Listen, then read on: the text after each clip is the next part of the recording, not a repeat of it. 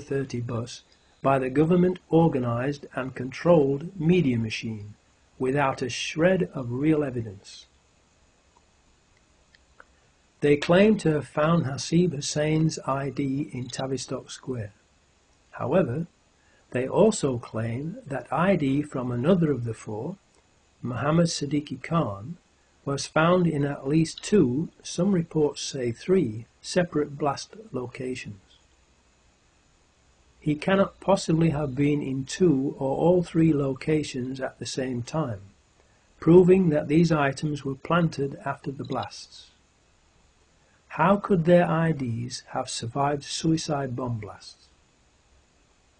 Millions of people are aware of the magic fireproof Mohammed Atta passport that was planted at the World Trade Center on 9/11. In light of these incidents, if ID from Hasib Hussein was found at Tavistock Square, it does not necessarily mean that he was on the bus and not somewhere else. Or, if he was on the bus, that he blew the bus up. What has happened to the presumption of innocence and being considered innocent until proven guilty and convicted by a jury of your peers in court that has always been the mainstay of British justice? The most likely case is that the number 30 bus had been pre-rigged with explosives during its previous service when the CCTV cameras were disabled. The CCTV systems on stagecoach buses are normally either the Israeli company Verint Systems RP12001 or Timespace X200.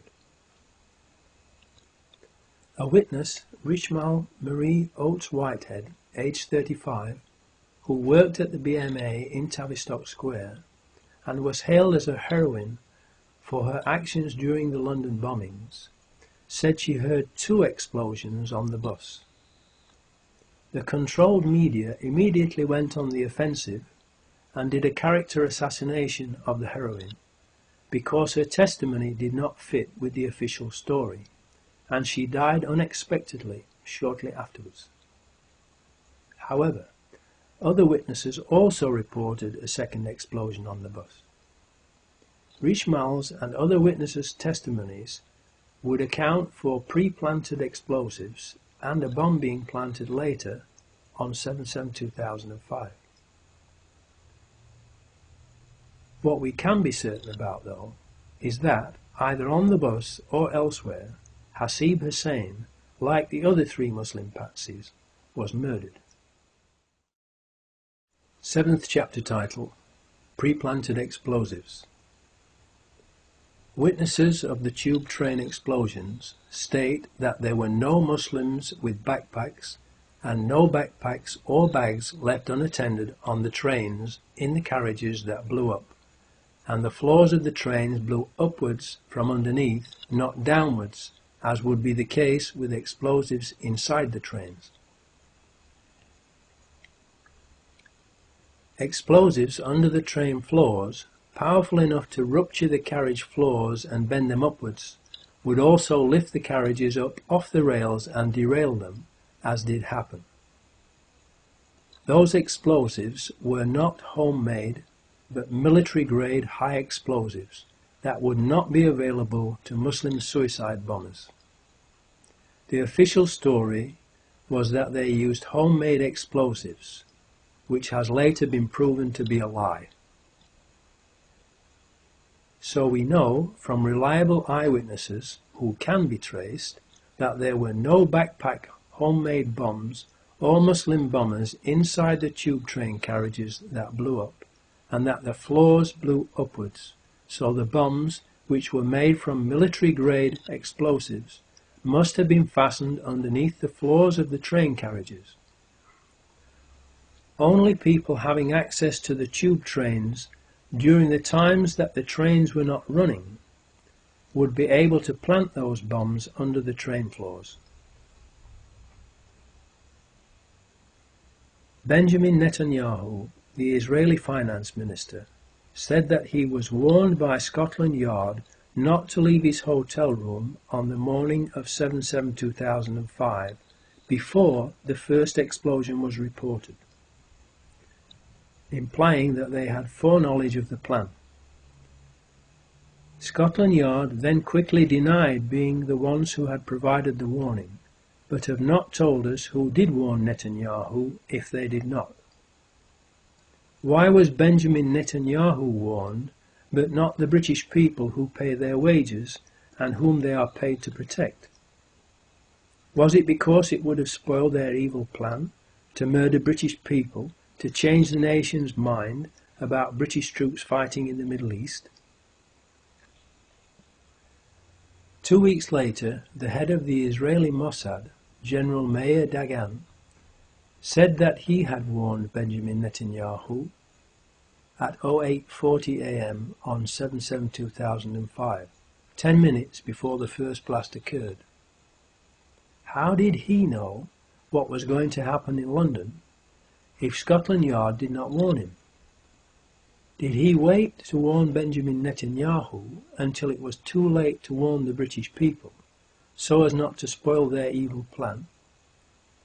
Was the London bombing a covert MI5 operation, or an Israeli Mossad operation, or a joint operation by both of them? The British people have the right to know. Tony Blair said on the day of the explosions that "we know this was done in the name of Islam," when there was no proof whatsoever of who had done it, therefore indicating he possibly had foreknowledge of the plan and who they intended to blame and the reason why they were going to blame the Muslims. As proof that this was a slip-up and needed covering up, look at how the BBC later falsely reported his actual words, giving further proof that the BBC is a government propaganda machine and the coverage was organised exactly as Michael Portillo said it would be in the BBC Panorama programme in May 2004. Later that same day, Ephraim Halevi, a former head of the Israeli Mossad, wrote in an article published on the Jerusalem Post website at 18:10 p.m. London time that the attacks had been carried out simultaneously with near-perfect execution. How did he know they had only been near-perfect? How could he have known what the perfect results should have been in order to know that the actual results were not perfect, unless he was in on the plot? How many more people had they intended to murder in order for it to be considered perfect execution? How did he know, at least 2 days before the London authorities released the information on the 9th of July, that the bombs were detonated simultaneously, unless he was in on the plot? As proof that this too was a slip-up, the Jerusalem Post article in question was completely removed from their website after people began to ask similar questions. The following day, Police Commissioner Ian Blair also made a slip-up on camera and said that there were 4 miserable bombers, and then very quickly corrected himself, showing that he too possibly had foreknowledge of the plan to use 4 Muslims as patsies.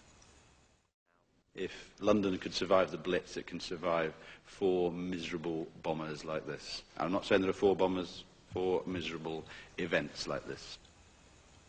We are told that the first reports were of an electrical power surge that occurred, and then later we were told that there were bombs that exploded on the tube trains and that it was an Al-Qaeda terrorist attack, with Muslim suicide bombers carrying backpack home